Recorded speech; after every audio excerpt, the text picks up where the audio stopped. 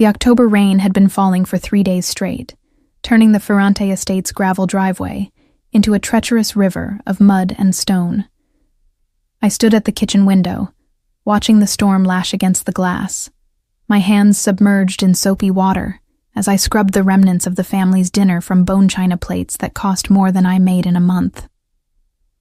The water in the sink had gone lukewarm, and small bubbles clung to my wrists like tiny pearls, iridescent under the harsh fluorescent lights. 6 years. That's how long I'd been invisible in this house. 6 years of making beds with hospital corners so precise you could bounce a coin off them, polishing silver until I could see my reflection in every fork and spoon, and pretending not to hear the conversations that happened in rooms I was cleaning. 6 years of watching Salvatore Ferrante conduct his business in the mahogany-paneled study while I dusted bookshelves filled with leather-bound volumes he probably never read, his voice low and dangerous as he discussed shipments and territories and people who needed to understand their place in the world. 6 years of knowing exactly what kind of man employed me and choosing silence over safety. I had arrived at the Ferrante estate in the spring of my 23rd year, desperate for work after my father's fishing boat went down in a storm off the Amalfi coast. The insurance money barely covered the funeral, and my mother's hands were too twisted with arthritis to continue her seamstress work. The Ferrante family paid well, better than well, and they didn't ask questions about the backgrounds of their household staff. That alone should have told me something. The first week, I'd been terrified of making a mistake, of breaking something priceless, or interrupting something I shouldn't see. Liliana Costa, the head housekeeper, had taken me aside on my 3rd day and given me advice I'd never forgotten. "Keep your eyes down, your mouth shut, and your hands busy," she'd said in her gravelly voice, weathered from 2 decades in service to the Ferrante family. "What you see here, what you hear, it stays here. Understand?" I'd understood, and I'd been very, very good at following those rules. But understanding the rules and understanding the reality had been 2 different things.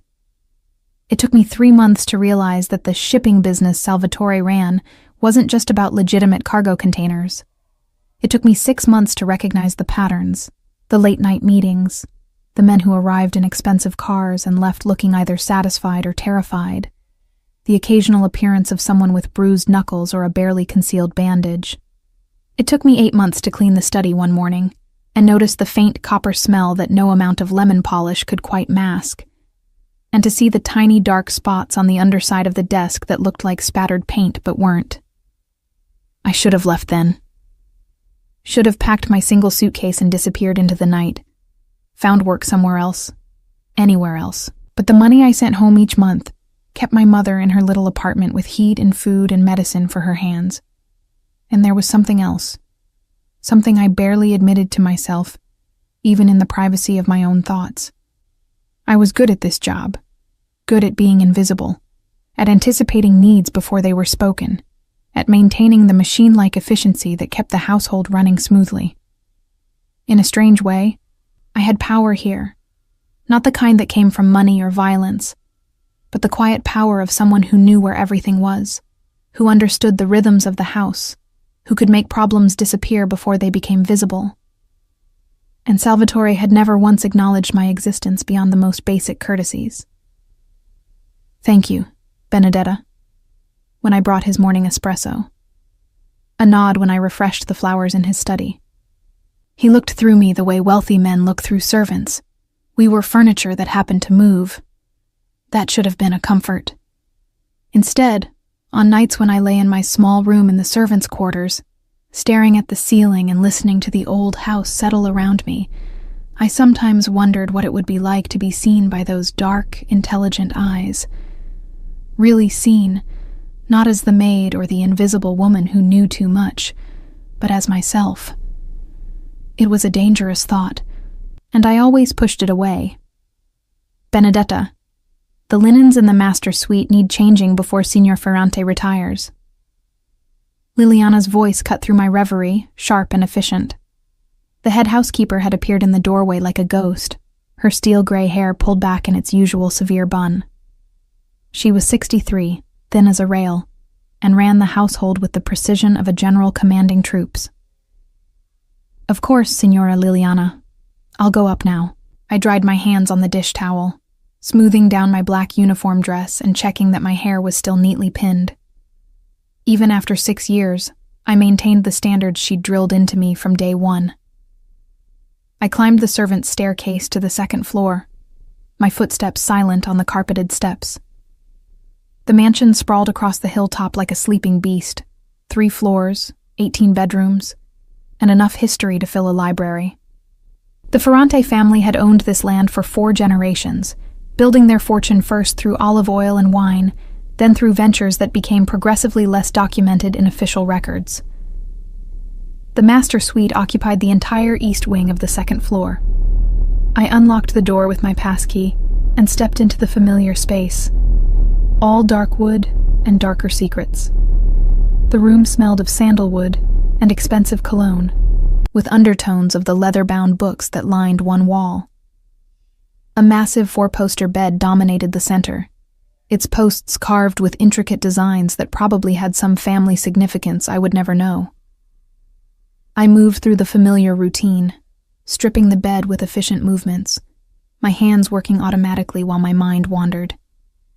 The sheets were Italian cotton with a thread count I couldn't begin to guess, soft as water, and probably worth more than my entire wardrobe. I replaced them with fresh linens from the warming cupboard, making hospital corners that would have made my mother proud, fluffing pillows that felt like clouds. Through the floor-to-ceiling windows, I could see the storm continuing its assault on the landscape. The Ferrante estate perched on a hilltop overlooking a lake that stretched toward the mountains in the distance. On clear days, the view was breathtaking. Tonight, it was ominous. The water churning black and angry, the sky pressing down like a bruise, the wind bending the cypress trees until they looked like they might snap. I was smoothing the duvet, running my hands over the fabric to eliminate any wrinkle, when I heard the shouting from downstairs. My hands stilled. 6 years had taught me to recognize the different tones of conflict in this house.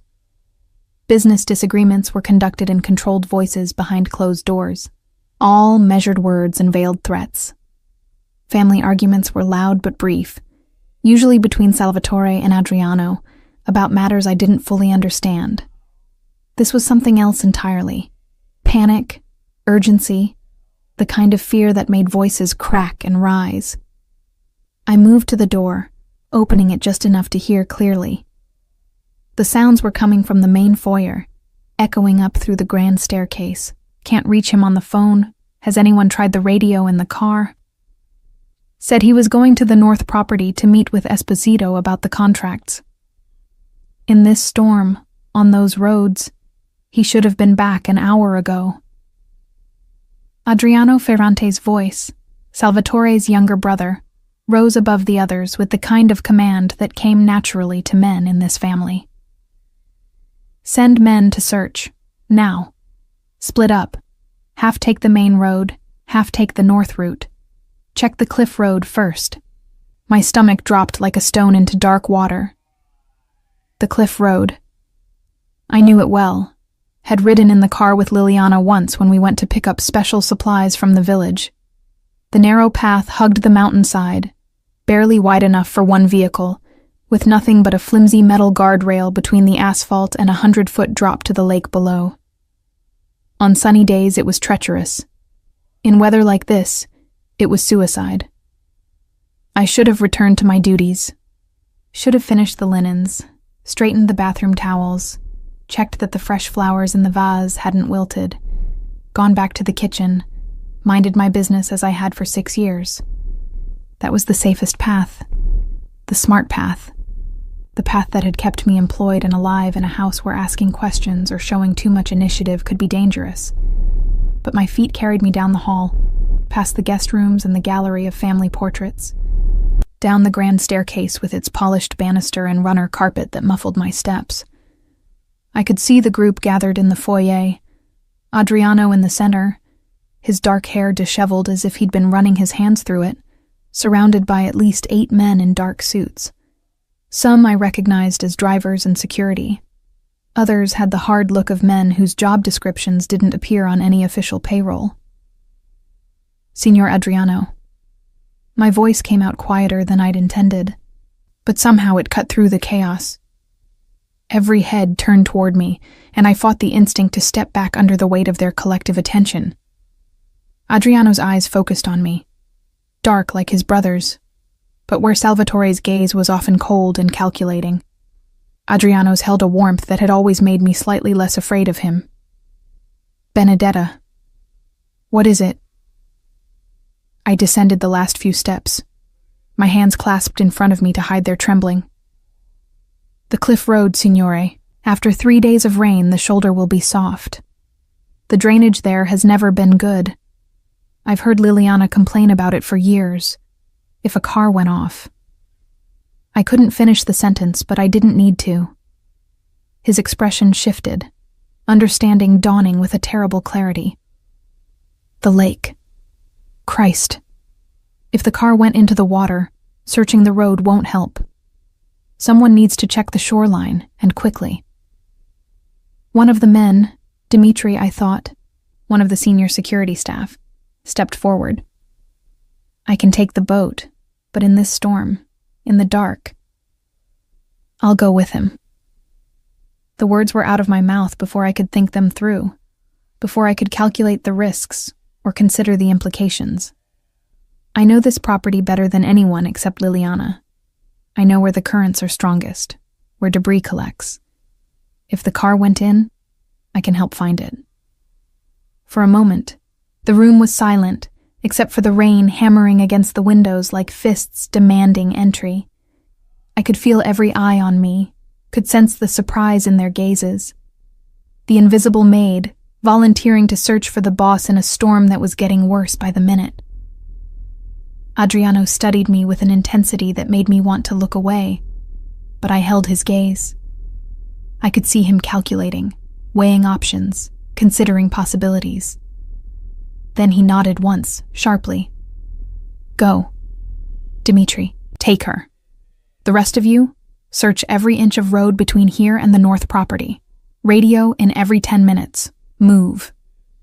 The men dispersed with military efficiency, and I was already moving toward the coat closet near the service entrance.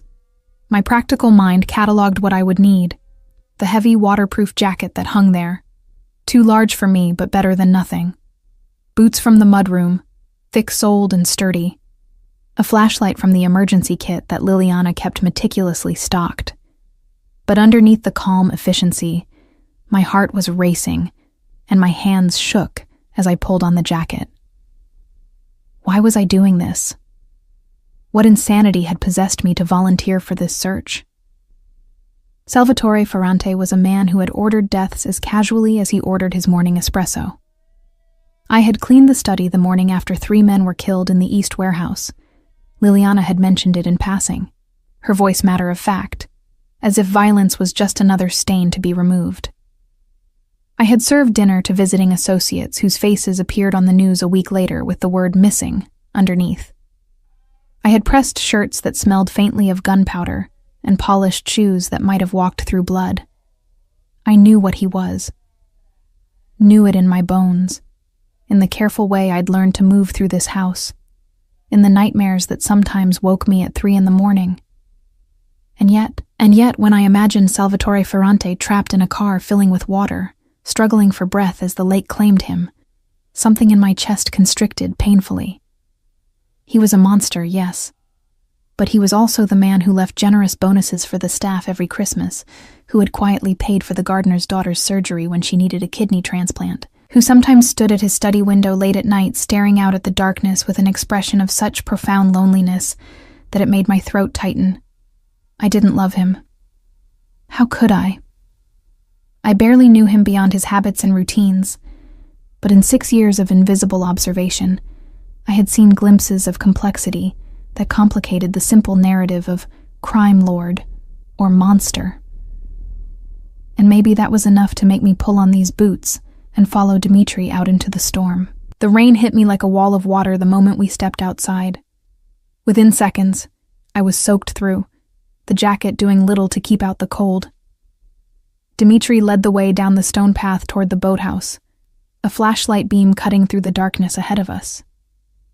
The boathouse sat at the edge of the property, where the manicured lawn gave way to rocky shoreline. The boat itself was a sleek speedboat, probably worth more than I would make in 5 years, designed for leisure cruises across the lake on sunny afternoons. Tonight, it would be our search vessel.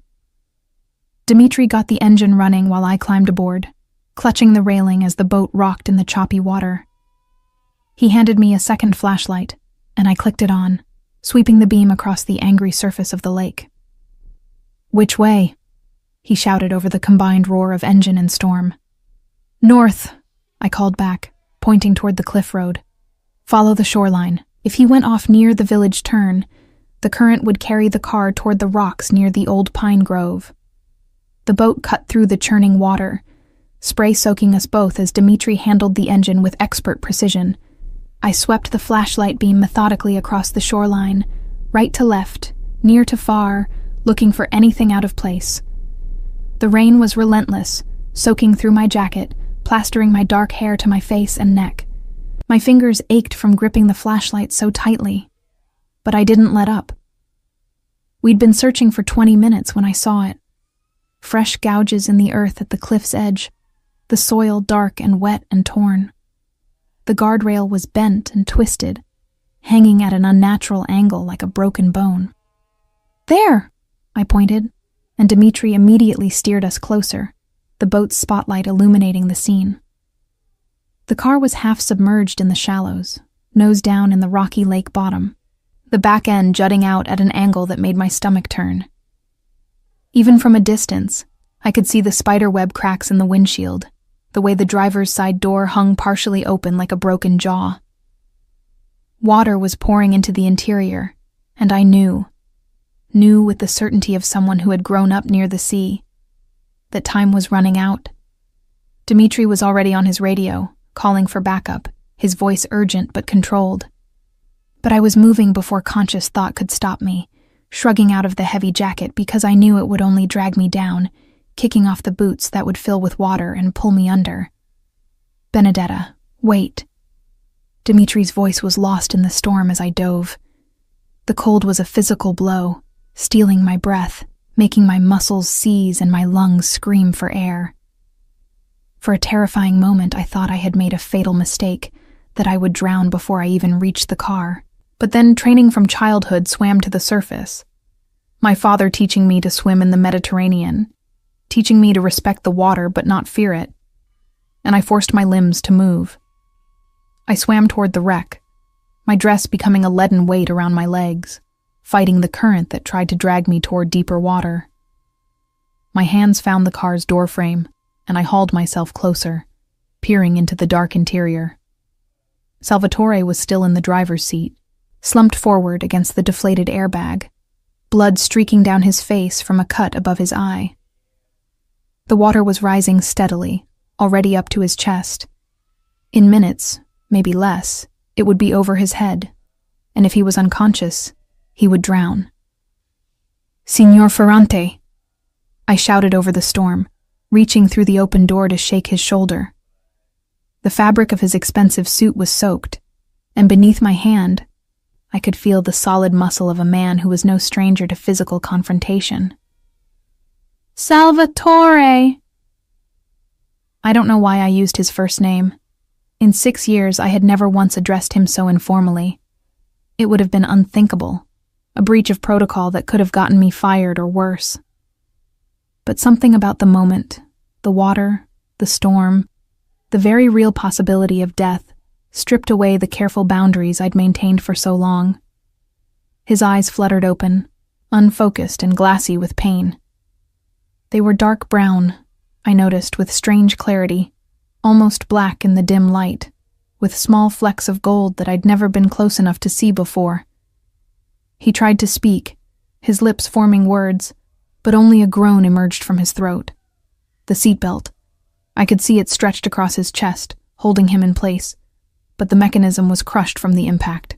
I fumbled for the small knife I always kept in my dress pocket, the one I used for opening packages in the kitchen, for cutting twine and trimming flowers. and began sawing through the thick webbing with desperate urgency. The water was up to his neck now, lapping at his chin. My hands were shaking so badly from cold and fear that I could barely grip the knife, but I kept cutting, kept praying to saints I'd stopped believing in years ago, kept refusing to accept that I might be too late. The belt snapped with a sound I felt more than heard. Salvatore's weight shifted forward, and I grabbed him under the arms, trying to pull him from the wreckage. He was easily 200 pounds of solid muscle, and dead weight made him even heavier. The current tugged at us both, trying to pull us away from the car, toward the deep water where we would both sink. For a terrifying moment, I thought this was it, that we would both go under, that my attempt to save him would only mean we died together instead of separately. My arms screamed with the effort. My lungs burned. My vision started to blur at the edges. But then there were other hands, strong hands, helping me drag Salvatore from the car.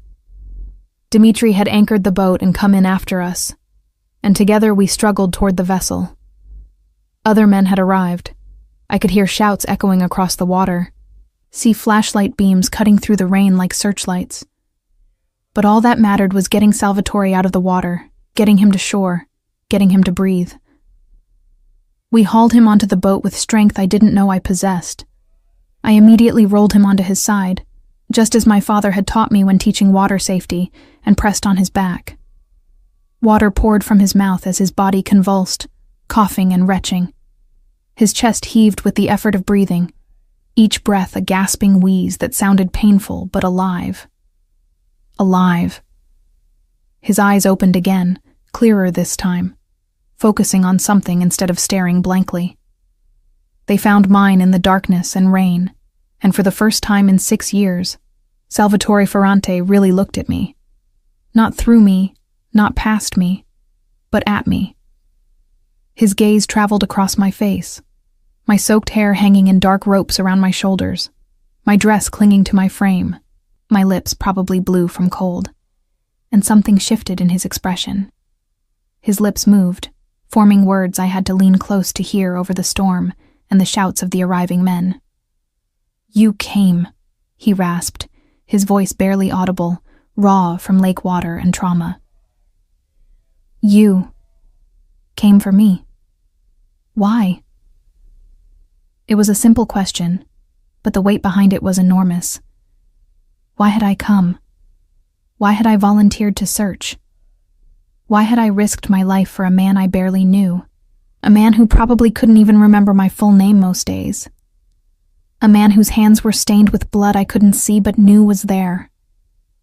I should have said something about duty, about loyalty to the family that employed me, about simply doing what needed to be done.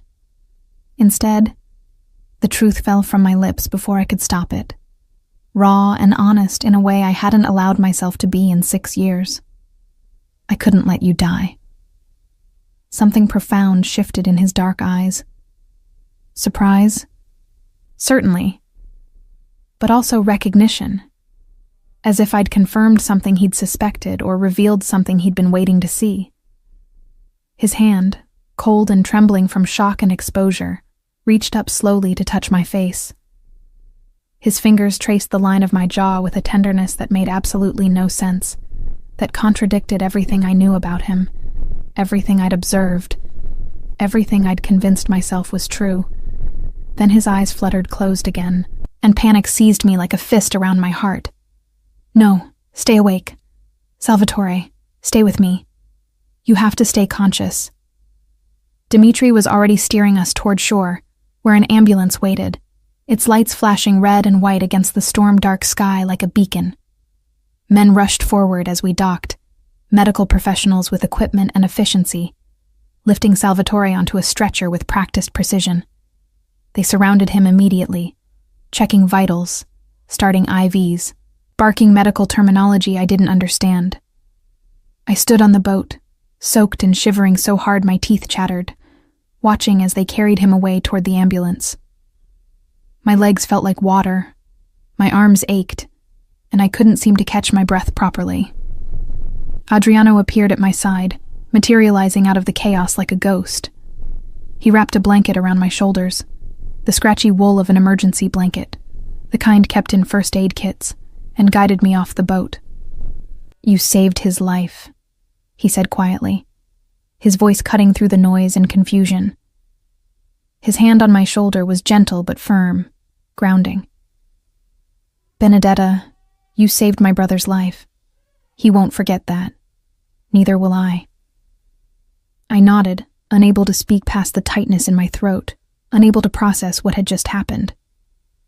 The adrenaline was starting to wear off, leaving me hollow and shaking, my mind struggling to catch up with my body, because I knew what saving Salvatore Ferrante's life meant. I had crossed a line tonight, stepped out of the shadows where I'd hidden for 6 years, moved from invisible servant to someone who mattered, someone who had agency, someone he had seen, really seen, perhaps for the first time. And in the Ferrante family, in this world of unspoken rules and dangerous loyalties, being seen could be either a blessing or a curse. I just didn't know yet which one it would be. The hospital waiting room smelled of antiseptic and weak coffee. I sat in a plastic chair that was designed to be uncomfortable, still wrapped in the emergency blanket, my wet dress clinging to my skin beneath it. Someone had brought me dry socks and a pair of hospital scrubs, but I hadn't had the energy to change yet. I simply sat, staring at the fluorescent lights overhead, trying to process everything that had happened. Adriano paced in front of the windows, his phone pressed to his ear as he conducted a series of terse conversations in rapid Italian. Every few minutes, another man in a dark suit would arrive, approach him with lowered voice, receive instructions, and disappear again. The Ferrante machine was in motion, and I was watching it operate from the inside for the first time. Liliana had arrived 20 minutes ago, her severe face creased with worry, carrying a bag with dry clothes for me. She sat beside me now, her thin hand resting on my arm in a gesture of comfort that surprised me with its gentleness. "You should change, child," she said softly, her accent thicker than usual with emotion. "You'll catch your death sitting in wet clothes." "Is there any news?" My voice came out hoarse, and I realized I'd been silent for over an hour. She shook her head. "They're still working on him. The doctors say the next few hours are critical.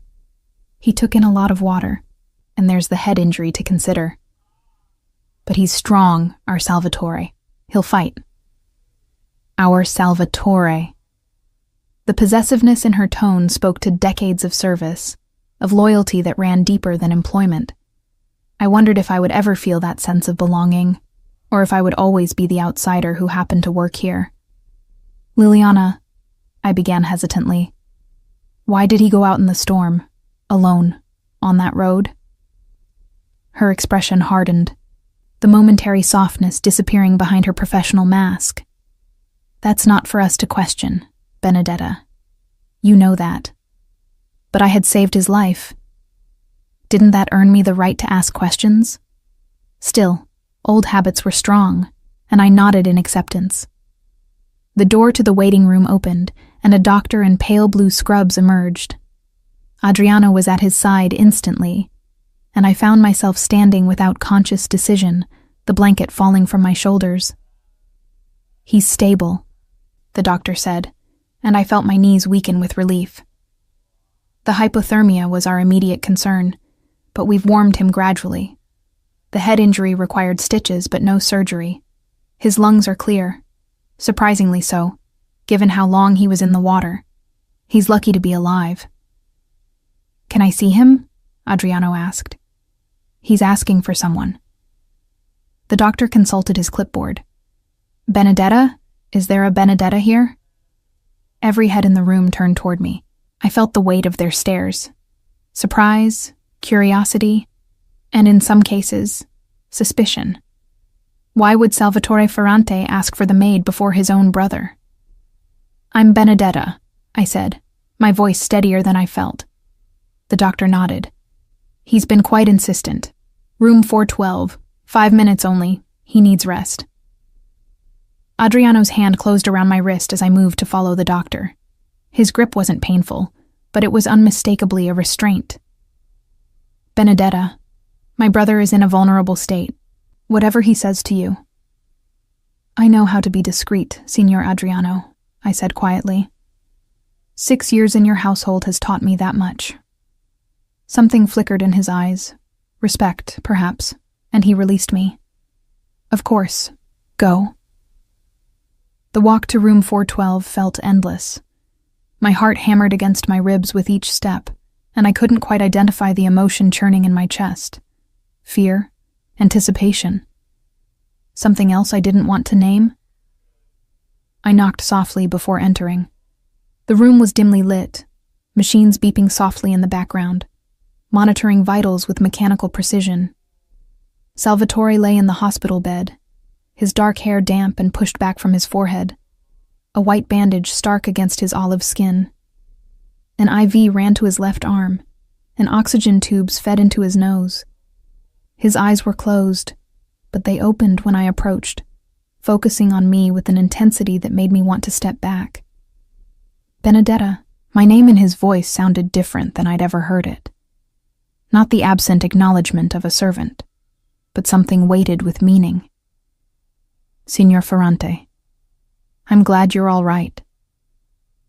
I stood at a respectful distance from the bed, my hands clasped in front of me in the posture Liliana had drilled into me years ago. Come closer. It wasn't a request. I moved to the bedside, acutely aware of how I must look. My hair dried in tangled waves around my face, wearing borrowed hospital scrubs, no makeup, stripped of the professional armor of my uniform. He studied me in silence for a long moment, his gaze traveling across my features with an attention that made my skin warm. You pulled me from the car. Dimitri helped, and the others. You jumped into the lake in the middle of a storm, he interrupted, his voice rough but clear. You cut my seatbelt with a kitchen knife. You dragged 200 pounds of dead weight through the water. He paused. Why? It was the second time he'd asked me that question. I told you I couldn't let you die. That's not an answer. That's a statement of action. His hand moved on the bed, fingers flexing as if testing their functionality. I want to know why. Men who work for me, men who owe me their livelihoods, their protection, their very lives, would have hesitated before diving into that lake. But you didn't hesitate. Why? I struggled to find words that were honest, but safe, because it was the right thing to do. Because you're a human being who needed help. Because I stopped, unable to finish the thought. Because? He pressed, relentless even from a hospital bed. Because in 6 years I've cleaned your study and made your bed and pressed your shirts, and I've watched you late at night when you think no one can see you. The words spilled out before I could stop them. I've seen you stare out windows with an expression that breaks my heart. I've watched you be generous to people who can't repay you. I've seen you carry burdens that would crush other men. And I thought... I swallowed hard. I thought the world would be darker without you in it, whatever else you might be. The silence that followed was deafening. I had said too much, revealed too much. 6 years of careful invisibility, shattered in a moment of honesty. You see me, he said finally, his voice barely above a whisper. All this time, I thought you were just another servant who knew enough to keep her mouth shut, but you actually see me. I didn't mean to. Don't apologize. His hand shot out faster than I expected, catching my wrist in a grip that was gentle but unmistakably possessive. 6 years, Benedetta. 6 years you've been in my house, and I never really looked at you. I saw a woman who was good at her job, who was quiet and efficient and utterly trustworthy. But I didn't see you. His thumb stroked the inside of my wrist, finding my pulse point, feeling the rapid beat of my heart. I see you now, and I need to know something. How much do you know? About what I do? About who I am? This was the dangerous question. the one that could get me killed if I answered honestly. But after saving his life, after his hand on my wrist, and his eyes looking at me like I was the only person in the world, I found I couldn't lie. I know you run more than shipping companies. I know the men who visit you aren't all legitimate business partners. I know that sometimes people who cross you disappear, and that the police don't ask questions they don't want answered. I met his gaze steadily. I know you're powerful and dangerous, and probably responsible for things that would horrify me if I knew the details. And yet you saved my life anyway. Yes. Why? For the third time, the same question, but this time it sounded different. Vulnerable, almost desperate. Because knowing what someone does and knowing who they are aren't the same thing, I said softly. And because I've spent 6 years seeing who you are when you think no one's watching, that man deserved to be saved. Something broke in his expression, the careful control slipping to reveal raw emotion underneath. His grip on my wrist tightened. Benedetta, I need you to understand something. What you did tonight, saving my life when you knew exactly what kind of man I am, that changes everything. You can't go back to being invisible. You can't go back to just being the maid who knows too much. What are you saying? I'm saying that loyalty like yours is rarer than diamonds and more valuable than gold. I'm saying that I've spent my entire life surrounded by people who want something from me. Power, money, protection, access. But you asked for nothing. You've been content to remain in the shadows, to do your job and cash your paychecks and keep your secrets. He paused, his eyes intense. Why? What do you want, Benedetta? The question caught me off guard. What did I want? To take care of my mother. To have enough money that I don't wake up afraid every month. I hesitated, but his grip on my wrist encouraged honesty. To matter. To be more than invisible. You matter, he said, his voice rough with emotion. Christo, you matter more than you know, and you're about to find out exactly how much. Before I could respond, the door opened. A nurse entered, professional and apologetic. I'm sorry, but visiting hours are over. Mr. Ferrante needs his rest. Salvatore released my wrist slowly, reluctantly. Tomorrow. Come back tomorrow. We have much to discuss. I nodded, backing toward the door. His eyes followed me until I disappeared into the hallway. Adriano was waiting outside, leaning against the wall with his arms crossed. His expression was unreadable as he studied me. What did my brother say to you? That he's grateful I saved his life, I replied carefully. And what else? I met his gaze. That's between Salvatore and me, Signor Adriano. With respect. A slow smile spread across his face. You have courage, Benedetta. I've always known you were smart. You'd have to be to survive 6 years knowing what you know. But courage is different. Rarer. Is that a compliment or a warning? Both. He pushed off from the wall. My brother is going to change your life. Whether that's for better or worse depends on how you handle what comes next. The world you've observed from the shadows, you're about to step into it fully. That means protection, but it also means danger. People will want to use you to get to him. Others will see you as a threat. Are you prepared for that? Honestly, I had no idea. 24 hours ago, I'd been invisible. Now I was standing in a hospital hallway being warned about dangers I couldn't fully comprehend by a man who probably had blood on his hands. I don't know, I admitted. But I don't think I have a choice anymore, do I? You always have a choice, Benedetta. That's what makes what happens next interesting. He gestured toward the exit. Come. Liliana is waiting to take you home. Get some rest. Tomorrow, everything changes. The drive back to the estate was quiet. I sat in the back of the car while Dimitri drove. Liliana beside me, her hand occasionally patting mine in wordless comfort. The storm had finally broken, leaving the world washed clean and eerily silent. When we arrived, Liliana walked me to my room in the servants' quarters. She paused at the door, her weathered hand on my shoulder. "Benedetta, I've worked for the Ferrante family for 20 years. I've seen women come and go from Salvatore's life. Beautiful women, sophisticated women, women who understood the world he moves in. But I've never seen him look at anyone the way he looked at you tonight in that ambulance, when they were loading him in and you stood there soaked and shivering." My heart skipped. How did he look at me? Like a man who's found something he didn't know he was looking for. Her expression grew serious. "Be careful, child. Salvatore's world is not kind to the people he cares about. His enemies will see you as a weakness to exploit. And in his business, weaknesses get people killed." After she left, I stood in my small room, still wearing the hospital scrubs, and looked around at my life. The narrow bed with its simple white coverlet.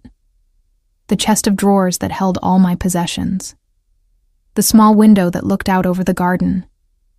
For 6 years, this had been enough. This room, this job, this invisible existence. But Salvatore was right. I couldn't go back to invisible.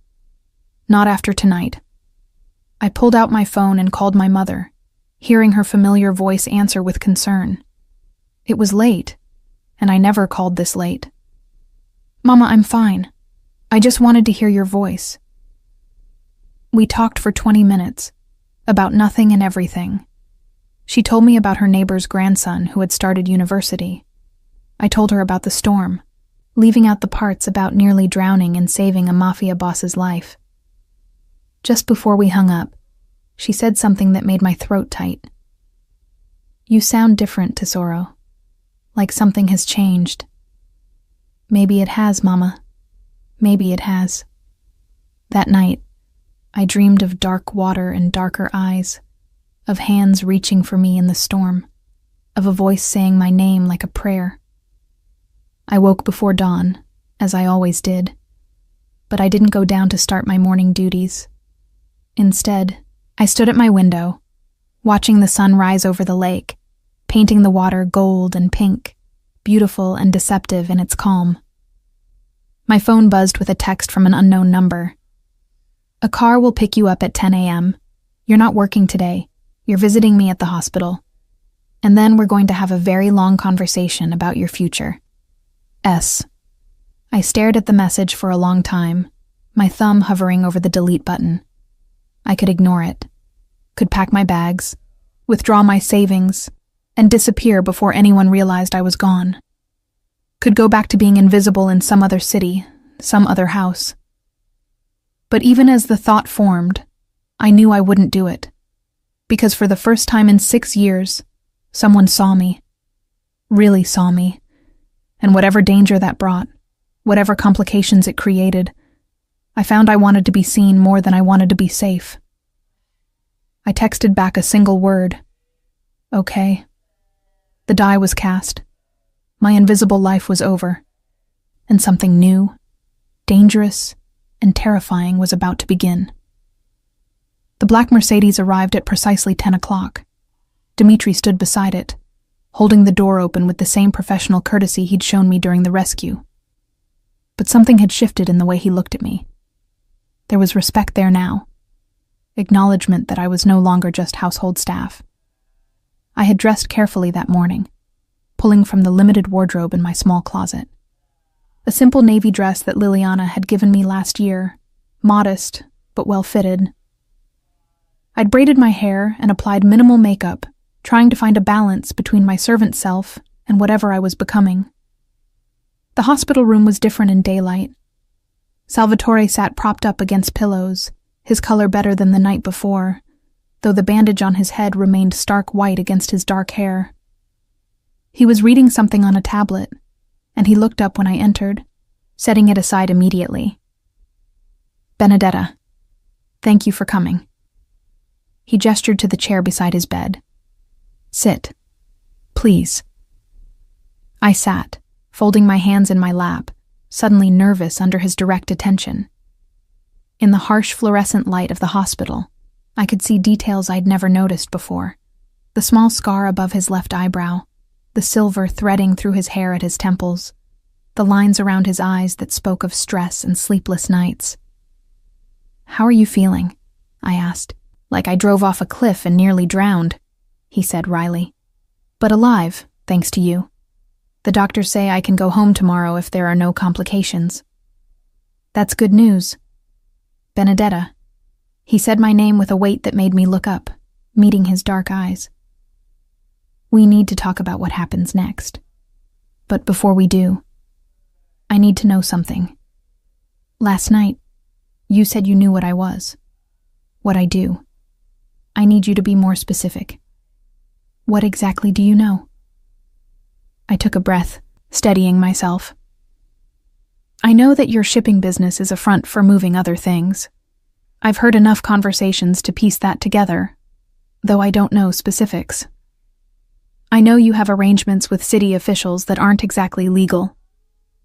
I know that men who cross you tend to have accidents, or disappear, or suddenly decide to relocate." I met his gaze.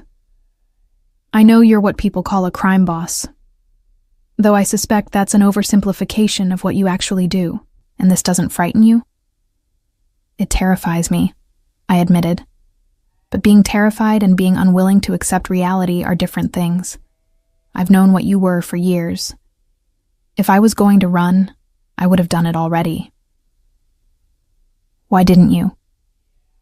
It was a fair question. At first, because I needed the money. My mother's medical bills, the rent. I couldn't afford to be unemployed, but later. I struggled to find the words. Later, because I realized that you're not a monster pretending to be a man. You're a man who does monstrous things. That distinction matters to me. He absorbed this in silence, his expression unreadable. Then, 2 years ago, you cleaned my study after a particularly difficult meeting. There was blood on the carpet. Not much, just a few drops, but enough. You cleaned it without comment, without hesitation, without ever mentioning it. Why? I remembered that day. Because mentioning it would have put both of us in an awkward position. You would have felt obligated to explain or threaten me. I would have had to pretend ignorance or fear. It was easier to simply clean it and move on. "You've been protecting me," he said slowly, realization dawning. "All these years, you've been protecting me by staying silent, by being discreet, by making problems disappear before they became visible. You've been the perfect employee, not just because you're good at your job, but because you understood the game and chose to play it safely. Is that wrong? No." His hand reached out, finding mine where it rested on my lap. His fingers were warm, strong, and the touch sent electricity up my arm. "It's extraordinary. Do you know how rare that kind of loyalty is? Especially loyalty that asks for nothing in return." I was paid well. Money isn't loyalty, Benedetta. Money is compensation. Loyalty is what you showed when you jumped into that lake knowing exactly who you were saving. His thumb traced circles on my palm, a gesture that should have felt presumptuous, but instead felt natural, right? "I need to tell you something. Something I've never told anyone outside my immediate family." I waited, my heart hammering. 3 years ago, there was an attempt on my life. A car bomb. I survived because I decided at the last minute to take a different car. My usual vehicle exploded in the estate driveway with my driver inside. Giuseppe. He died instantly. Salvatore's voice was tight with old pain. After that, I became... paranoid isn't quite the right word. Vigilant. I started paying attention to people around me in new ways. Not just looking for enemies, but looking for weaknesses. For people who could be compromised, bought, turned against me. And, I prompted softly, And I realized that the most dangerous person in my household was the quiet maid who knew everything and said nothing. You had information that could destroy me, Benedetta. You knew my schedule, my habits, my vulnerabilities. You had access to my private spaces. If someone wanted to kill me, buying you would have been the smartest play. My stomach dropped. So you tested me. I tested you, he confirmed. Small things at first, leaving sensitive documents visible while you cleaned. Having conversations in rooms where you were working that contained dangerous information. Watching to see if you showed any interest, if you lingered, if you remembered. He paused. You never took the bait, not once. You cleaned around the documents without looking at them. You continued working when we talked, showing no reaction to things that should have shocked or frightened you. I was trying to survive, I said quietly. I thought if I just stayed invisible, if I never gave you a reason to see me as a threat. You weren't invisible, Benedetta. That's what I'm trying to tell you. I saw you. I watched you for 3 years, looking for any sign of betrayal, any indication that you were a threat. And what I found. He stopped, seeming to struggle with words. What I found was the most trustworthy person I've ever known. Someone who saw me at my worst and chose discretion over exploitation. Someone who asked for nothing beyond fair compensation for honest work. Someone who treated me like a human being, even when you knew I did inhuman things. Tears pricked my eyes unexpectedly. I didn't know you were watching. I know. That's what made it real. You weren't performing for my benefit. You were just being who you are. His hand tightened on mine. And then last night, when you jumped into that lake, when you risked your life to save mine knowing exactly what kind of man I am, that wasn't loyalty to an employer, Benedetta. That was something else entirely. What was it? I whispered. I don't know. That's what we need to figure out. He pulled my hand closer, pressing it against his chest where I could feel his heartbeat, strong and steady. But I know what I feel. I know that when I opened my eyes in that car and saw you there, cutting through my seatbelt with a kitchen knife, soaking wet and terrified but refusing to give up, I knew that you were the only person in the world I could trust completely, the only person who's ever seen all of me and not run away. Salvatore, I began, but he cut me off. I'm not asking you to love me. I'm not even asking you to stay in my life beyond your employment. But I am asking you to consider a different arrangement. One where you're not invisible, where you're not just the maid, where you're... He paused, searching for the right word. Where you're mine, under my protection, with all that entails. The proposal hung in the air between us, weighted with implications I was only beginning to understand. What does that mean exactly? Under your protection? It means you stop living in the servants' quarters. It means you're compensated appropriately for the risks you take by being associated with me. It means that anyone who wants to hurt me will see you as a target, but also that anyone who tries to hurt you will answer to me personally. His voice dropped to something darker, more dangerous. It means that you become part of my inner circle, Benedetta. Not as an employee, but as someone I trust with my life. Because you've already proven I can trust you with exactly that. And in return? In return, you continue doing what you've done for 6 years. You keep my secrets. You stay loyal. You see me as a human being instead of a monster. The only difference is that now I see you too. Really see you. And I protect what's mine. There was that word again. Mine. It should have felt possessive, threatening even. Instead, it felt like a promise. I need time to think, I said, though part of me already knew my answer. It's a lot to process. Take the time you need, but Benedetta, His hand released mine only to cup my face, his palm warm against my cheek. Understand that there's no going back to invisible. Whether you accept my offer or not, you've been seen now. By me, by my family, by people who will have heard about the maid who saved Salvatore Ferrante's life. You can't disappear back into the shadows. A knock at the door interrupted us. Adriano entered, his expression serious. He glanced at our proximity, Salvatore's hand still on my face, my body leaned toward his, and something flickered in his eyes before he schooled his features to neutrality. Sorry to interrupt, but we have a problem. Salvatore's hand dropped from my face, but his gaze remained on me for a long moment before he turned to his brother. What kind of problem? The kind that involves Gabriella Romano asking questions about who pulled you from the lake last night. Her people have been making inquiries about our household staff. Adriano's eyes flicked to me apologetically. Specifically about a maid named Benedetta.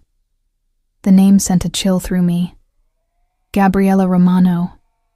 I'd heard it whispered in the halls, always with a certain fear. She controlled the Northern Territories, and rumor had it she'd gotten there by being even more ruthless than the men she'd displaced. Why would she care about who saved me? Salvatore's voice had gone cold, dangerous. Because she's wondering why someone would risk their life for you.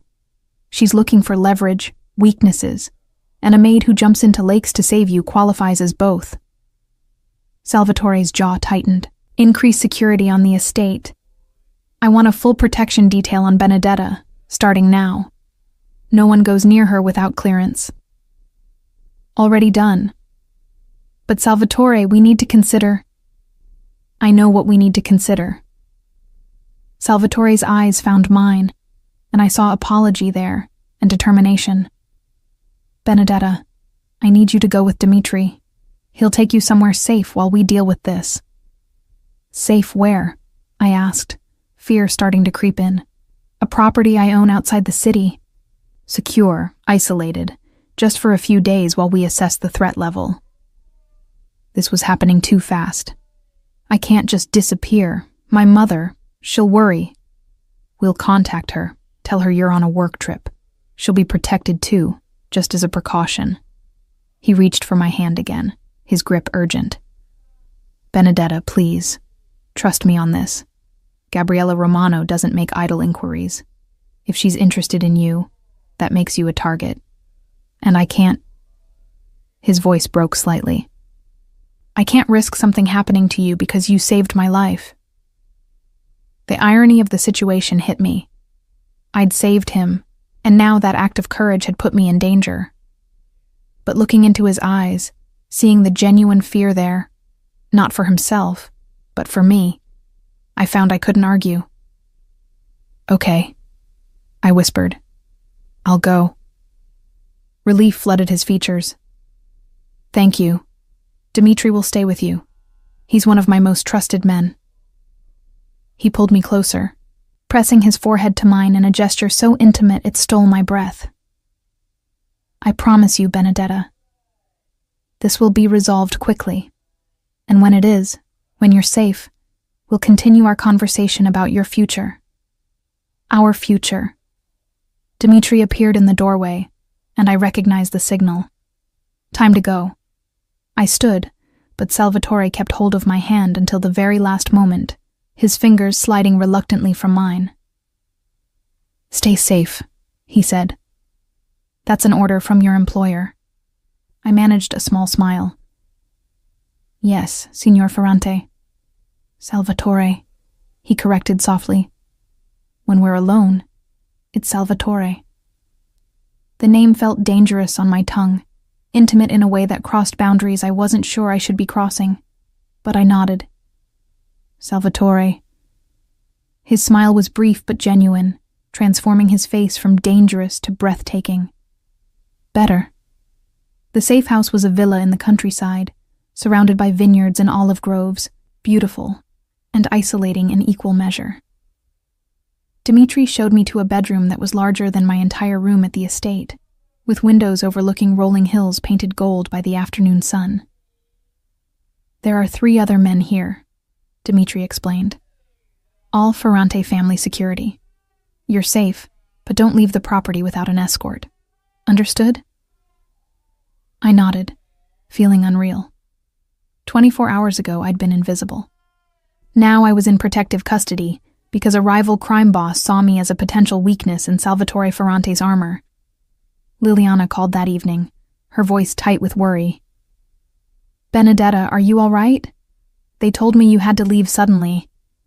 I'm fine, Liliana. I'm safe.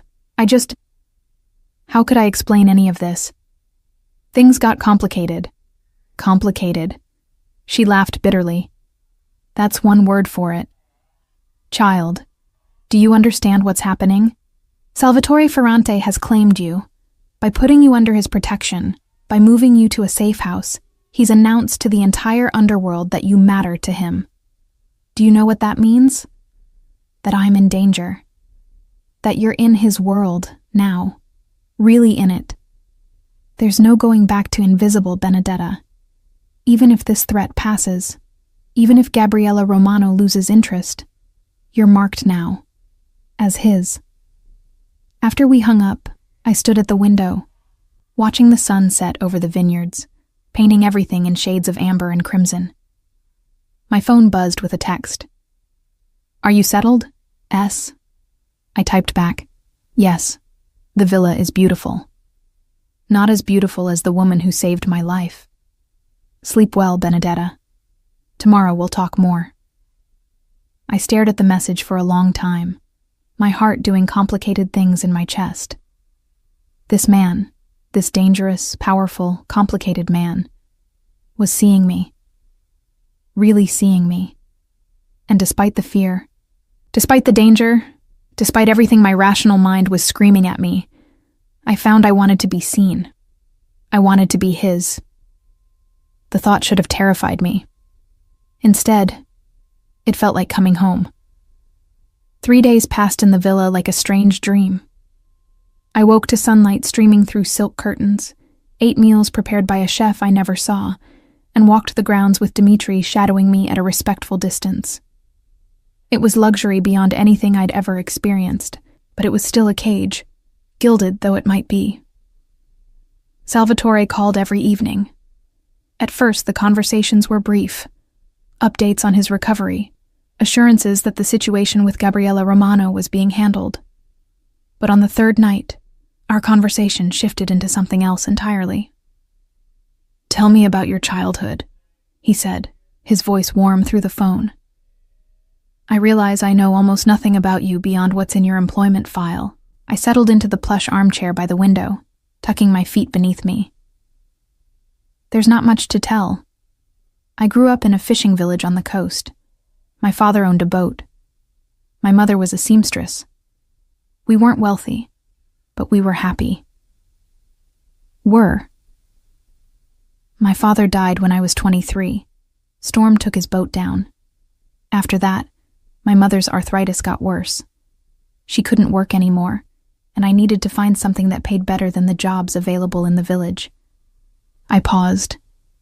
That's when I found the listing for the Ferrante estate. The salary was generous enough that I could support both of us. And you've been sending money home ever since. It wasn't a question, but I answered anyway. Every month. She has a small apartment in the village, enough for her needs. It's not much, but it's stable. Benedetta. His voice softened. You've spent 6 years working in my house, invisible and afraid, just to take care of your mother. That's not nothing. That's everything. The sincerity in his tone made my throat tight. She's all I have. Not anymore. The words were quiet but absolute. Now you have me, and my protection extends to anyone you care about. Your mother will be looked after, regardless of what you decide about us. Us. I tested the word, finding it strange and wonderful and terrifying all at once. Is there an us, Salvatore? I think there has been for longer than either of us realized. I just wasn't paying attention. He was quiet for a moment. Do you know what I thought about when I was trapped in that car? Water rising, unable to breathe? What? Regrets. Things I'd never done, never said. People I'd never really seen. And when you appeared, cutting through that seatbelt, I thought, here is someone who sees me. Really sees me. Not the power or the money or the fear. Just me. His voice dropped to something raw, vulnerable. I don't want to waste any more time not seeing you back, Benedetta. Before I could respond, another voice interrupted in the background. Adriano, saying something urgent. Salvatore sighed. I have to go. Business. But tomorrow, if the doctors clear me, I'm coming to the villa. We need to have this conversation in person. After we hung up, I sat in the darkness, my heart racing. Tomorrow everything would change again. I was standing on the terrace the next morning when the black Mercedes pulled up the drive. My hands gripped the stone railing as I watched Salvatore emerge from the car, moving slower than usual but upright, determined. He'd exchanged the hospital gown for a dark suit, though I noticed he'd left the tie undone and the top buttons of his shirt open, a concession to the healing wound on his head, perhaps. Dimitri appeared at my elbow. He shouldn't be here. The doctors wanted him to rest another week. Can anyone stop Salvatore Ferrante when he's made up his mind? I asked. Dimitri's laugh was dry. You're learning. I met Salvatore in the villa's main room, a space of cream marble and soft light. He stopped when he saw me, his dark eyes traveling over me with an intensity that made me acutely aware of every detail. The simple green dress I'd chosen from the wardrobe that had mysteriously appeared in my room. My hair loose around my shoulders for once, the nervous way my hands twisted together. Benedetta. He crossed to me, moving carefully but steadily. You look beautiful. You look like you should be in bed, resting. I've been in bed for 3 days. I'm done resting. He gestured to the sofa. Sit with me, please. We sat, the space between us charged with everything unspoken. This close, I could smell his cologne, see the shadow of stubble on his jaw, notice how the light caught the silver in his hair. The situation with Gabriella Romano has been resolved. He began without preamble. We had a conversation. She understands now that you're under my protection and any move against you would be considered an act of war. She's backed off. Relief flooded through me. So I can go home? That depends on what you consider home. His hand found mine, warm and solid. The estate? Yes, you can return there. Your room in the servants' quarters? He shook his head. No, Benedetta. That part of your life is over. What do you mean? I mean that I'm offering you something different. A real place in my life. Not as an employee, but as... He seemed to struggle with the word. As mine. My partner. My confidant. The person I trust above all others. Salvatore, I'm a maid. I don't know how to be what you're describing. You've been doing it for 6 years without realizing it. Every time you kept a secret. Every time you showed discretion. Every time you saw me as a human being instead of a monster. You were already being exactly what I needed. His hand moved to cup my face, thumb stroking my cheek with devastating gentleness. The only difference now is that I'm asking you to do it openly, as someone I cherish, not as someone I employ. People will talk. Your associates, your family. They'll wonder what someone like me is doing with someone like you. Let them wonder. Let them talk. I spent too many years caring about appearances, about maintaining an image. And where did it get me? Alone. Surrounded by people, but fundamentally alone, because no one really knew me. His forehead touched mine, the gesture becoming familiar, intimate. Except you. You knew me, and you stayed anyway. I stayed because I had nowhere else to go, I whispered, honesty compelling me. At first, maybe. But that night in the lake, You didn't dive in because you needed the job, Benedetta. You dove in because somewhere along the way, you started to care. Admit it. Tears slid down my cheeks because he was right. Somewhere in 6 years of invisible observation, of watching him late at night when he thought no one could see, of noticing the small kindnesses beneath the ruthless exterior, I had started to care. More than was safe. More than was smart. I care, I admitted. God help me. I care about a man who's probably damned, who does terrible things, who lives in a world I barely understand.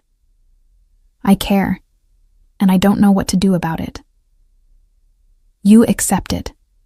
You accept me, all of me, and I accept you, the woman who sees too much and says too little, who's stronger than she knows, who jumped into a lake to save a monster. His lips brushed mine, tentative, asking permission. I gave it, kissing him back with all the fear and longing and confusion tangled in my chest. His hand slid into my hair, cradling my head as the kiss deepened, and for a moment, there was no crime lord, no maid, no danger or complications. Just two people who'd spent too long not seeing each other, finally looking. When we broke apart, both breathing hard, he rested his forehead against mine again. Stay with me, not as an employee, as mine. I'll give you everything, safety, comfort, purpose. All I ask is that you continue being exactly who you are. And if I can't, if I'm not strong enough for your world, you dragged 200 pounds of unconscious weight through a storm-churned lake. You're stronger than you think. His smile was soft, almost tender. Besides, you won't be alone. You'll have me. And I promise you, Benedetta, I protect what's mine. I thought about my small room in the servants' quarters, my invisible life, my careful boundaries. Then I thought about his hand on my face, his voice saying my name like a prayer, the way he looked at me like I was the only person in the world who mattered. Okay, I whispered. I'll stay. But Salvatore, I need one promise from you. Anything. Don't make me regret trusting you. Don't make me regret believing in the man I see when you think no one's watching. Something fierce and protective flashed in his eyes. I swear it. On my life. On everything I am. I will never give you cause to regret this choice. He kissed me again, sealing the promise, and I let myself believe it. Let myself believe that a maid and a crime lord could find something real in the shadows of a dangerous world. The return to the estate felt different. I sat beside Salvatore in the back of the Mercedes, his hand holding mine, Dimitri driving with professional discretion. When we pulled up to the mansion, Adriano was waiting on the steps, his expression unreadable. So it's official then? He asked, looking between us. She's not just under your protection. She's with you. She's mine, Salvatore confirmed, no room for argument in his tone. Which means she's family. Treat her accordingly. Adriano studied me for a long moment, then nodded slowly. Welcome to the family, Benedetta. For what it's worth, I think my brother has excellent taste. Liliana appeared next, her severe face softening when she saw our joined hands. Well? I wondered how long it would take. She turned to me. Your things have been moved to the east wing, the suite adjacent to Salvatore's rooms. I hope that's acceptable. I could only nod, overwhelmed by how quickly my life was transforming. That first week was an adjustment. I no longer cleaned rooms or pressed shirts. Other staff handled those duties now, and they looked at me with a mixture of respect and curiosity. I learned to navigate family dinners where business was discussed openly, where I was expected to contribute thoughts and observations. I discovered that my years of quiet attention had given me insights that even Adriano found valuable. You notice things others miss. Salvatore explained one evening as we sat in his study. Patterns, inconsistencies, details. It's a gift, Benedetta. One I intend to use. But it wasn't all business. There were quiet mornings when we had breakfast together on the terrace, evenings when he taught me about wine and art and the complicated politics of his world, nights when he held me close and whispered confessions about his fears and regrets, trusting me with vulnerabilities he'd never shown anyone else. 2 months after the night in the lake, Salvatore called me to his study. I found him standing by the window, looking out at the grounds with that expression of solitary contemplation I'd observed so many times from the shadows. "I have a proposition for you," he said without turning. "A way for you to use your gifts for something good." "I'm listening." He turned then, his expression serious. "My legitimate businesses, the real ones, not the fronts, they generate substantial profit. I've been thinking about establishing a foundation, something to help women in vulnerable situations. Domestic violence victims, single mothers, women escaping dangerous circumstances. They need resources, safe housing, job training, legal assistance." "That's a wonderful idea," I said slowly. "But why are you telling me?" "Because I want you to run it." He crossed to me, taking my hands in his. "You understand vulnerability, Benedetta. You've lived it. You know what it's like to be invisible, to be powerless, to be afraid. That perspective is invaluable. And your discretion, your intelligence, your compassion. You're exactly the person who should be doing this work." The idea took root immediately, blooming into possibilities. "I don't have any formal training in social work or nonprofit management. You'll learn. I'll hire the best people to support you. But you'll be the heart of it, the vision." His smile was proud. "You'll help people the way no one helped you when your father died and your mother couldn't work. You'll be the safety net you wish had existed." Tears pricked my eyes. "You'd trust me with something like that?" "I trust you with my life. A foundation is easy by comparison." That night, as we lay in his bed, our bed now, I traced the scar above his eyebrow, the mark from the accident that had changed everything. "What are you thinking?" he murmured, eyes closed. "That I almost lost you before I ever really had you. If I'd been a minute later to the lake, if the current had been stronger. But you weren't. And it wasn't." His eyes opened, dark and serious. "You saved me, Benedetta. Not just from drowning. You saved me from a life where I was surrounded by people, but fundamentally alone, where no one saw the man beneath the reputation." "I see you," I whispered. "I've always seen you." "I know. That's why I love you." The words hung in the air, precious and terrifying. He'd never said them before, though I'd felt them in every touch, every look, every vulnerability shared. "I love you too," I said, the truth of it settling into my bones.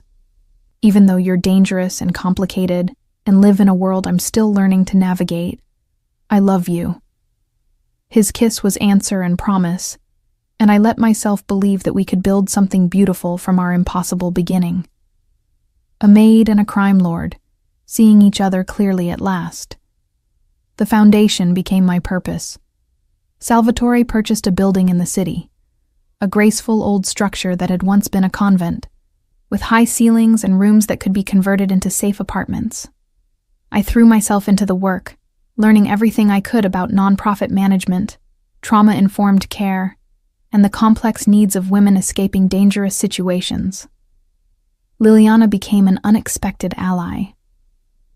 "I wasn't always a housekeeper," she confided one afternoon as we reviewed architectural plans.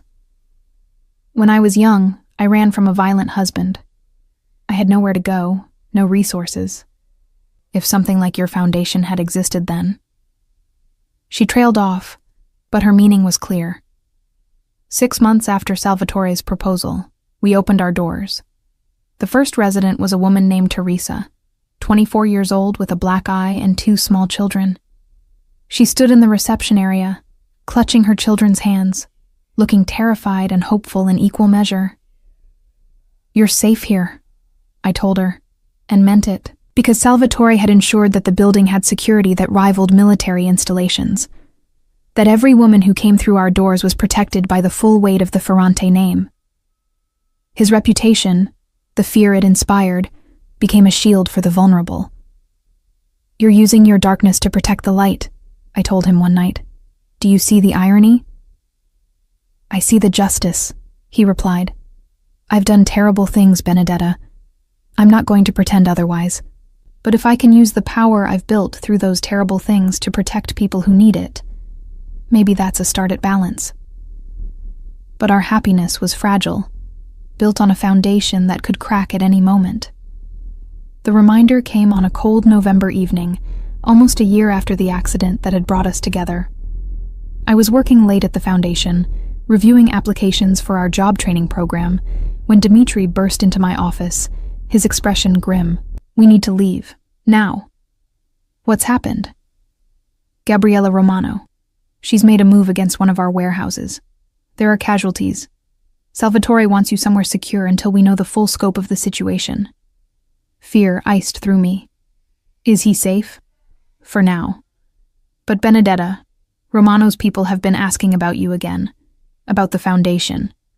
They know this is important to you, which makes it a target.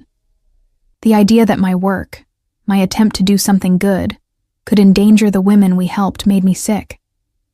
The residents here, already being evacuated to secure locations. Salvatore planned for this contingency. He's planned for every contingency involving you. The safe house this time was an apartment in the city. High floor, excellent sightlines, security at every entrance. I paced the living room while Dimitri made calls, getting updates, until finally Salvatore himself walked through the door. I flew to him, my hands running over his chest, his arms, checking for injuries. "You're okay. You're okay." "I'm fine." He caught my hands, stilling them. "But Benedetta, we need to talk about Romano. She's escalating. This attack tonight, it was designed to draw me out, to make me reactive. She's looking for weaknesses. And I'm a weakness. No." His voice was fierce. "You're my strength." But she doesn't understand the difference. She sees someone I care about and thinks that makes you leverage. He cupped my face, his expression tortured. "I won't let her hurt you. I won't let anyone hurt you. But that means making a choice I've been avoiding." "What choice?" "Whether to eliminate the threat permanently." His jaw tightened. "Gabriella Romano has been a thorn in my side for years, but we've maintained a careful balance, neither of us strong enough to destroy the other without devastating losses. But now she's threatening you. And I find I'm willing to risk those devastating losses if it means keeping you safe." The implication was clear. He was talking about war. Real war, with casualties and consequences that would ripple through the entire criminal underworld. "Don't," I whispered.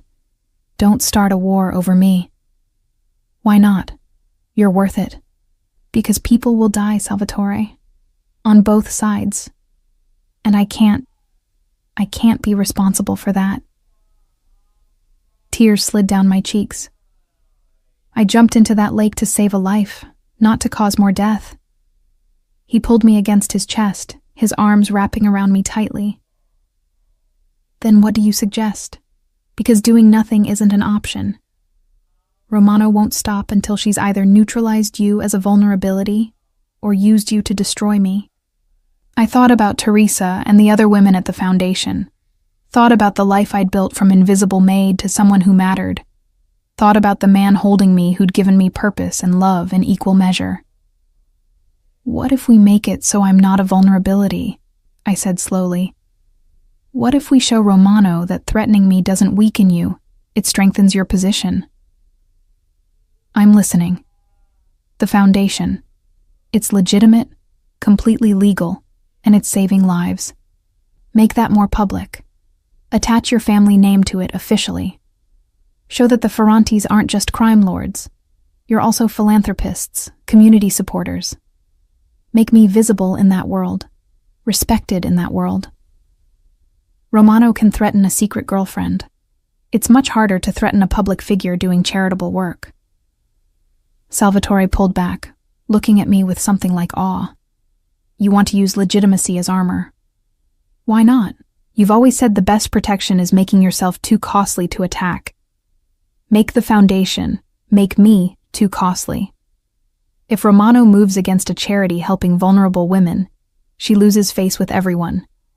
Even criminals have lines they don't cross publicly. A slow smile spread across his face. You're brilliant. You know that. I'm a woman who's spent years watching how your world works. I'm just applying the lessons. The plan took 3 months to implement. Salvatore's lawyers created a formal charitable trust, attached the Ferrante family name to it prominently, and arranged for media coverage of our work. I gave interviews to local papers, appeared at community events, became a visible advocate for the women we served. It was strange, being seen after so many years of invisibility. But I discovered I had a talent for it, for telling stories that moved people, for asking for support in ways that opened wallets and hearts, for making the abstract concept of vulnerable women into real people with names and faces and futures worth protecting. Gabriella Romano sent a message through intermediaries. She was backing off. Attacking the foundation would be bad for business, bad for her image. The truce was uneasy, but real. You did it, Salvatore said one evening as we reviewed the foundation's quarterly report. You neutralized a threat without firing a shot. I just made myself too expensive to kill, I replied. That's different than neutralizing the threat. Is it? He set aside the report, pulling me into his lap. You've taken everything I am, the power, the reputation, the resources built on darkness, and used it to create light. That's more than neutralizing a threat, Benedetta. That's alchemy. 2 years after the accident that changed everything, the foundation had helped over 300 women and their children. We'd expanded to include job training programs, legal aid, and counseling services. The old convent building was now a thriving community center, always full of activity and hope.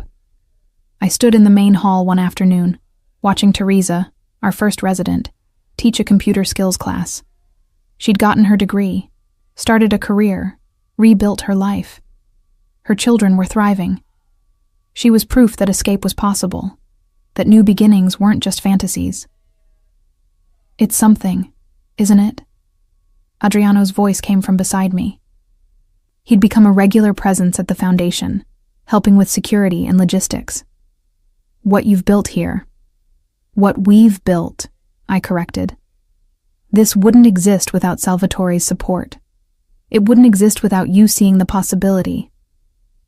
He was quiet for a moment. Can I tell you something? When you first saved Salvatore's life, I thought it was just instinct. Decent person sees someone drowning, tries to help.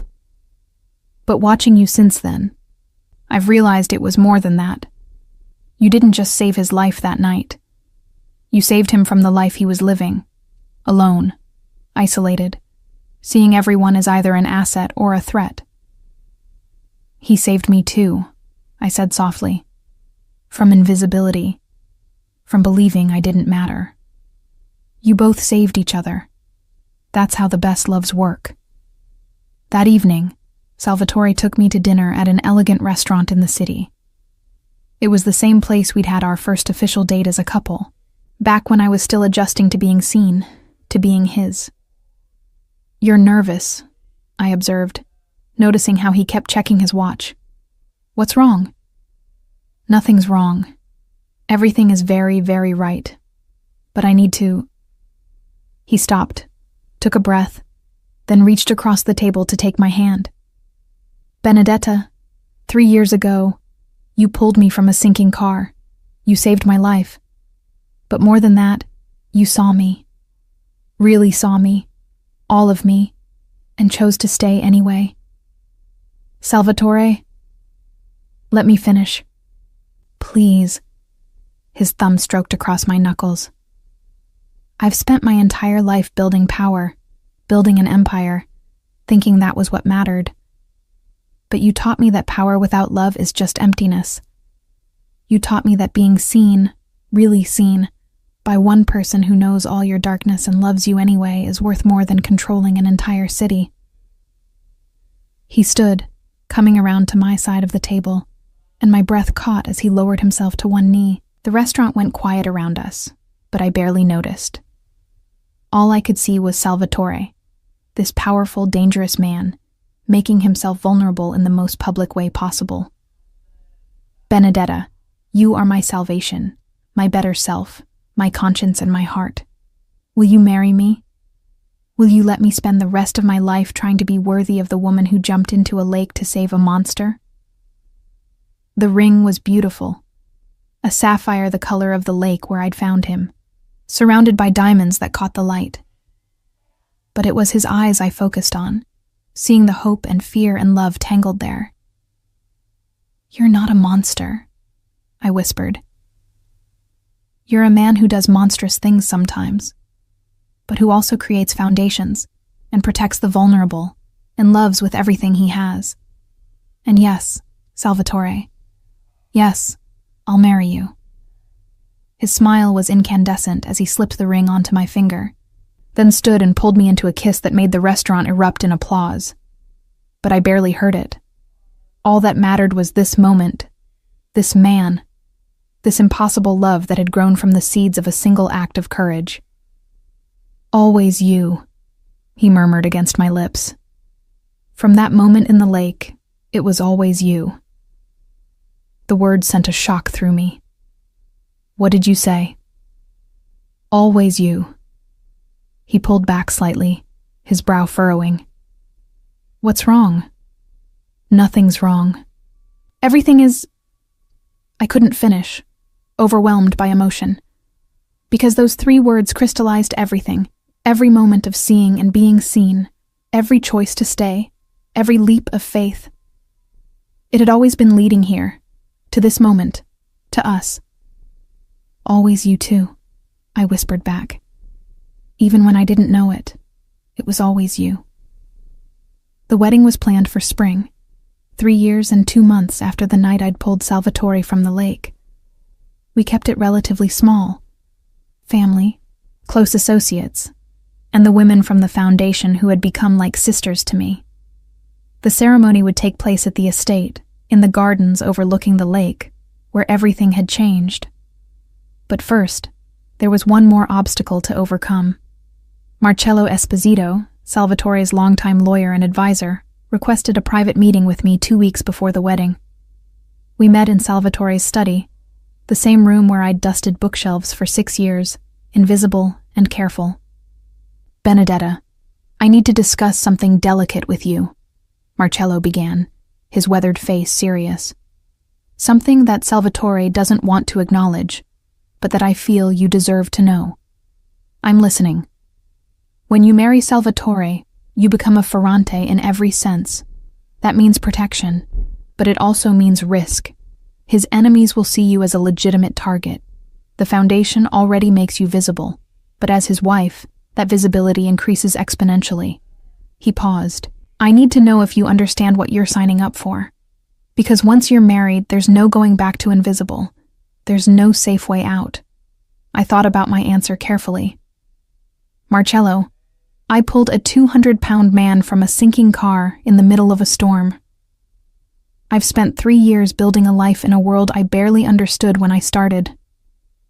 I've faced down threats from Gabriella Romano and others. I think I understand the risks. Do you? His eyes were sharp. Do you understand that your children, Salvatore's heirs, will be born into this life? That they'll never have a choice about whether to be Ferrantes? The mention of children made my hand drift unconsciously to my stomach, where a secret I hadn't yet told Salvatore was growing. I was 8 weeks pregnant, discovered just 3 days ago. I'd been waiting for the right moment to tell him.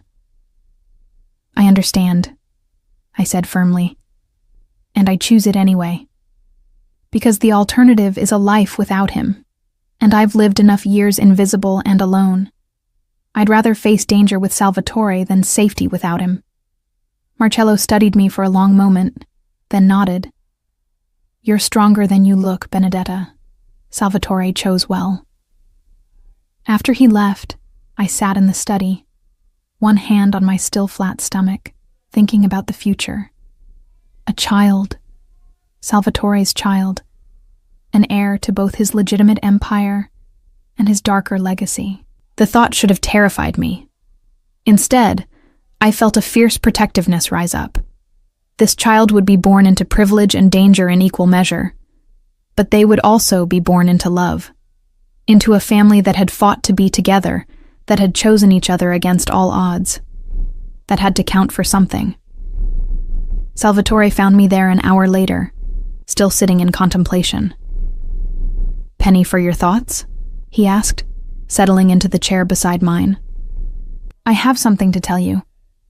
I took his hand, placing it over my stomach. "Something that changes our timeline slightly."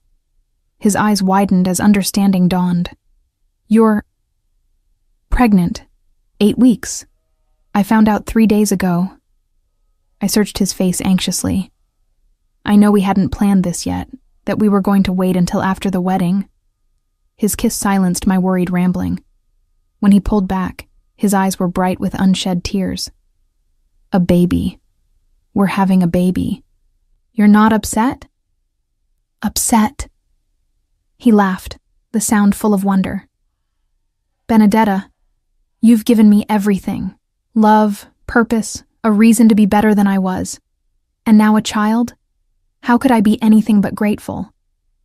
His hand splayed across my stomach, reverent and protective. "Our daughter will be extraordinary. She'll have your courage and your compassion, and I'll spend every day making sure she knows she's loved and valued and seen. How do you know it's a girl? Because you're extraordinary, and you'd create someone equally extraordinary. A daughter seemed inevitable." His smile was soft.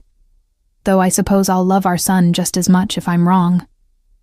The wedding day dawned clear and perfect, the spring air full of cherry blossoms and promise. I stood in my room, the room that had once been in the servants' quarters, but was now the bride's suite, and looked at myself in the mirror. The woman staring back was almost unrecognizable from the invisible maid who'd scrubbed floors and kept secrets. My dress was simple but elegant, cream silk that flowed over my body and the small swell of my pregnancy. My hair was loose in waves down my back, and my only jewelry was the sapphire engagement ring and a locket containing a photo of my parents. Liliana appeared in the doorway, elegant in a dove-gray dress. "It's time, child." "Liliana?" I turned to her, suddenly emotional. "Thank you for everything you taught me, for helping me survive those first years. You survived because you were smart enough to learn and strong enough to endure." She came forward, adjusting my veil with practiced hands. "I'm proud of you, Benedetta. Your mother would be too." The gardens had been transformed into something magical. White chairs faced an arbor twined with flowers, and beyond it, the lake sparkled in the afternoon sun. The same lake that had nearly claimed Salvatore, that had brought us together. I walked down the aisle on Adriano's arm. He'd insisted on giving me away, since my father couldn't be there.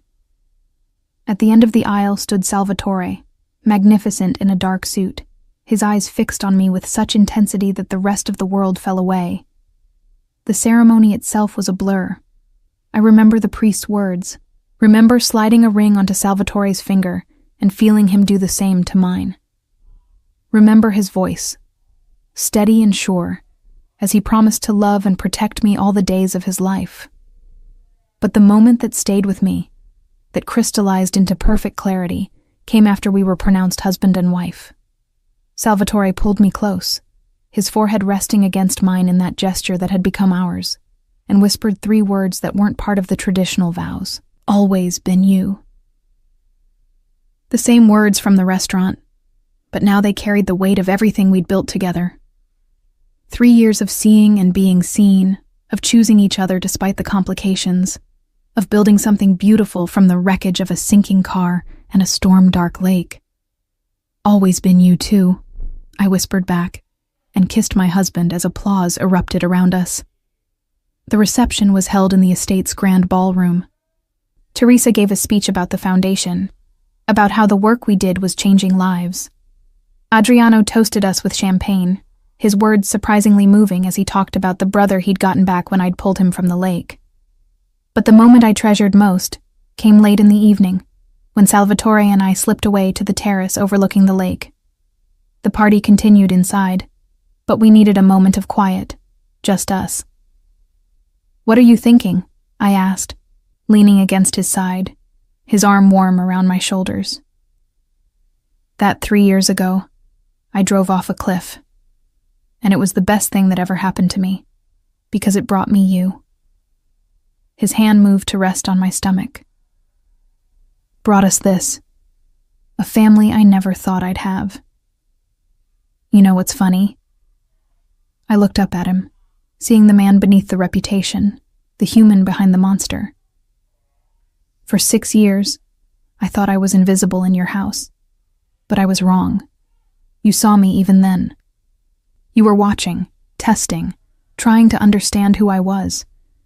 We've been seeing each other all along. We just didn't know it yet. Benedetta Ferrante. He tested my new name, smiling. It suits you. Better than Benedetta the Invisible Maid? You were never invisible. Not really. You were just waiting for the right moment to be seen. He kissed the top of my head, and I was waiting for someone worth seeing clearly, someone who'd see me back. Below us, the lake reflected the lights from the party, turning the water into liquid gold, the same water that had nearly claimed him, that had tested my courage, that had transformed both our lives. It looked peaceful now, beautiful, concealing the darkness beneath with a surface that sparkled and danced. Like us, I thought. Like our life together. Beautiful on the surface, with depths and dangers underneath that only we fully understood. But we'd chosen it, chosen each other, with open eyes and full hearts. Do you ever regret it? Salvatore asked quietly. Jumping into that lake? Everything that came after? I thought about the question seriously, thought about the danger and the complications, the way my life had been upended, the loss of invisibility and safety. Then I thought about the foundation and the lives we'd saved, about the man beside me who loved me fiercely, about the child growing inside me. No, I said firmly. Not for a second. Because that night in the lake, I didn't just save your life, Salvatore. I saved my own. I just didn't know it yet. He turned me in his arms, his hands cradling my face with infinite gentleness. Always been you, he said again. The 3 words that had become our truth, our promise, our foundation. Always been you, I echoed, and sealed it with a kiss. 3 months later, I stood in the foundation's main hall, my pregnancy now visible, cutting the ribbon on our newest expansion, a job training center that would help hundreds of women gain skills and independence. The cameras flashed, reporters asked questions, and I answered them with the confidence of someone who'd learned that being seen wasn't something to fear, but something to embrace. That evening, I returned home, to our home, the estate that was no longer a prison of invisibility, but a sanctuary built on love and choice. Salvatore met me at the door, his hand immediately going to my rounded stomach to feel the baby kick. She's active today, he observed. She's celebrating. We opened the training center. Our daughter, the activist. His smile was proud. She'll probably organize the other babies in the nursery, demand better working conditions. I laughed, leading him toward the study. I have the donor reports you wanted to review. Later. He pulled me close, his lips finding that spot below my ear that made me shiver. Right now, I want to celebrate with my extraordinary wife who's changing the world one woman at a time. Is that what I'm doing? That's exactly what you're doing. And you know what the best part is? What? You're doing it by being exactly who you've always been. The woman who sees what needs to be done and does it. Who protects the vulnerable. Who makes the hard choices. The woman who jumped into a lake to save a monster and somehow made him want to be a man instead. You were always a man, Salvatore. You just needed someone to see you clearly. And you needed someone to see you back. His hand traced patterns on my stomach, gentle and reverent. We saved each other, Benedetta. That night in the lake, we saved each other. Later, as we lay in bed, his hand still resting on my stomach, feeling our daughter move, I thought about the journey that had brought us here. From invisible maid to the wife of Salvatore Ferrante, from silent observer to active participant in a dangerous world, from loneliness to love. What are you thinking about? He murmured, half asleep. That 3 words can change everything. Which 3 words? I smiled in the darkness, remembering that moment in the hospital, his hand on my face, the first time he'd really seen me. And later, at the restaurant, when he'd proposed. And again at our wedding, when he'd made it our promise. Always been you, I whispered. His arm tightened around me, pulling me closer. Always been you, he echoed. And in those 3 words was everything. Every choice we'd made, every risk we'd taken, every moment of seeing and being seen. The next morning, I stood at the window of our bedroom, watching the sun rise over the lake. Salvatore came up behind me, wrapping his arms around my growing middle, and together we watched the light transform the water from dark mystery to brilliant promise. Ready for another day? He asked. With you? Always. And as we stood there, the man who'd been pulled from darkness and the woman who'd done the pulling, I realized that love wasn't about being saved. It was about choosing to save each other, again and again, every single day. It was about seeing someone completely, the good and the terrible, the light and the shadow, and loving them anyway. It was about 3 words that became a promise, a truth, and a future. Always been you. And always, always would be.